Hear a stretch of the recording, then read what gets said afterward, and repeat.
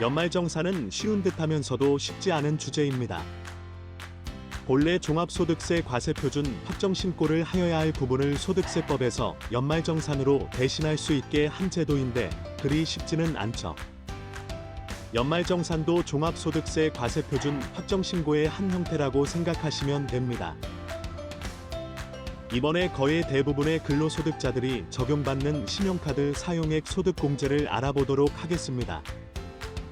지금까지 해왔던 것처럼 하나씩 알아볼까요?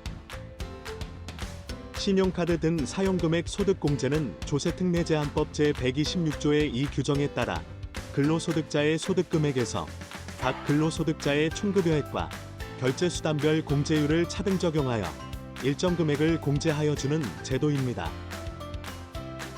그러므로 우리는 공제 대상으로 인정되는 신용카드 등 결제수단과 사용액 중 세법에서 공제 대상 금액으로 인정하는 사용금액, 그리고 기본공제 대상자에 해당하는 부양가족이 사용한 신용카드 등 사용액 중 누구의 사용액을 합산하여 소득공제를 적용받을 수 있는지 잘 알고 있어야 합니다.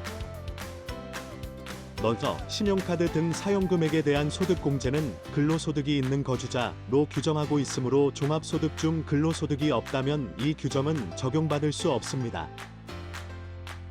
본인의 사용액은 본인이 공제받는 것은 당연하지만 부양가족 중 일정 요건을 충족한 경우에는 근로소득자 본인의 사용액에 합산하여 공제받을 수 있습니다. 다음에서 자세히 알아보겠습니다. 근로소득자 A는 배우자와 자녀 2명, 배우자의 부친과 함께 살고 있습니다. 배우자는 맞벌이 부부이고 총급여도 약 4천만 원 정도 됩니다. 배우자도 자신의 근로소득에 대해 신용카드 등 사용금액에 대한 소득공제를 적용받는데 검토할 것은 자녀 2명과 배우자 부친의 사용액이죠. 배우자의 부친은 72세이고 가끔 일용직으로 돈을 버는 것 말고는 별도로 소득 활동을 하고 있지는 않습니다. 첫째 자녀는 대학생이고 23세입니다. 학교에 다니느라 별도로 소득이 있지는 않고 둘째 자녀는 고등학생이고 17세입니다.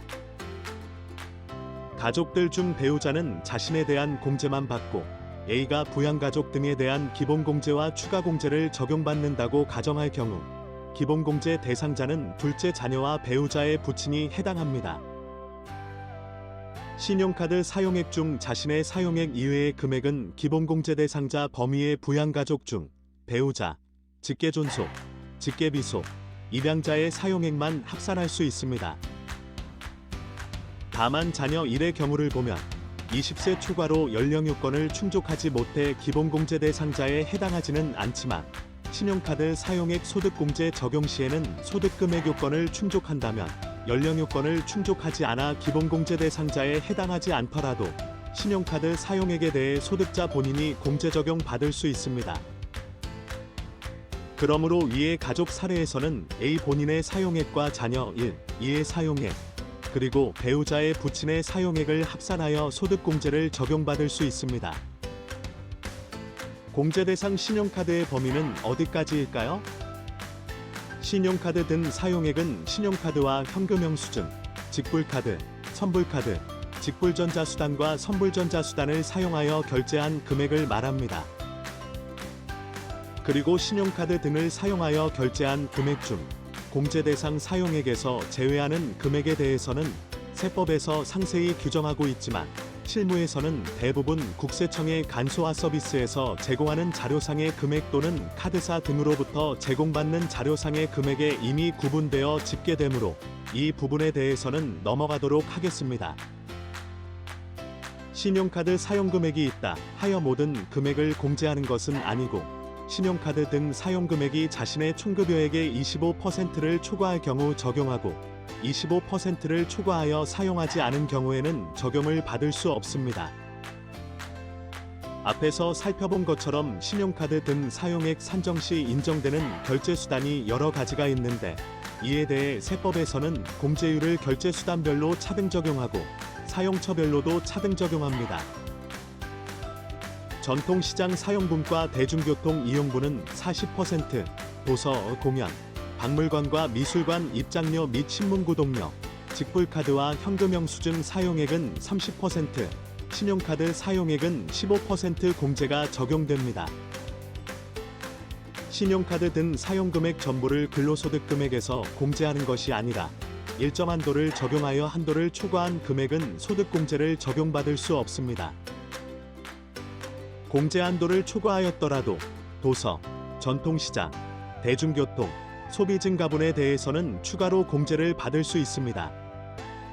특히 2021년 귀속분에 대해서는 2020년도 대비 5% 초과 소비증가분에 대해 10%를 추가 공제 받을 수 있습니다.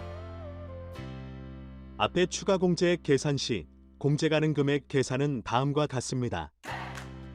전통시장, 대중교통, 도서 등 직불카드 및 현금 영수증, 신용카드 공제액 합계에서 최저 사용분을 차감하고 소비증가분을 더하면 공제 가능 금액이 됩니다. 오늘은 신용카드 등 사용금액 소득공제에 대해 알아보았습니다. 복잡해 보이지만 천천히 생각하면서 보시면 그리 어렵지 않게 이해하실 수 있을 거예요. 이제 연말정산에 필요한 각종 소득공제 항목 중 주로 많이 적용되는 항목들은 거의 다 봤어요. 다음 시간에는 특별세액 공제에 대해 검토해 보도록 하겠습니다. 이민년 새해 복 많이 받으세요. 감사합니다.